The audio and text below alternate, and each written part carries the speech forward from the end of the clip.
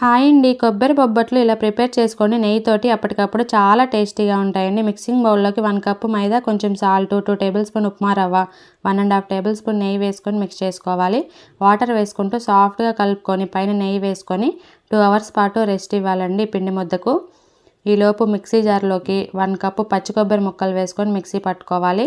Heat అయిన ప్యాన్లోకి ఈ కొబ్బరిని కూడా వేసుకొని 1 నిమిషం పాటు ఫ్రై చేసుకొని 3/4 కప్పు బెల్లం వేసుకొని కరిగించుకోవాలండి. యాలకుల పొడి 1 టేబుల్ స్పూన్ నెయ్యి వేసుకొని ఉండలాగా ఫామ్ అయ్యేంత వరకు ఉడికించుకొని స్టవ్ ఆఫ్ చేసుకోవాలండి. గోరువెచ్చగా అయిన తర్వాత లడ్డూల్లాగా చుట్టుకోవాలి. ఈ పిండిని కూడా బాల్స్ లాగా ప్రిపేర్ చేసి పెట్టుకొని జిడుక్ కవర్కి నెయ్యి అప్లై చేసుకొని ఈ పిండి ముద్దలోకి కొబ్బరి లడ్డూలు పెట్టుకొని రోల్ చేసుకోవాలండి. ఎక్స్ట్రా పిండి తీసేసుకొని నెయ్యి అప్లై చేసుకుంటూ ట్యాప్ చేసుకోవాలి. హీట్గా ఉన్న పెంకు మీద నెయ్యి వేసుకొని 2 వైపులా మంచి గోల్డెన్ బ్రౌన్ కలర్ వచ్చేంత వరకు ఫ్రై చేసుకుంటే వేడివేడిగా నేతి కొబ్బరి బొబ్బట్లు రెడీ.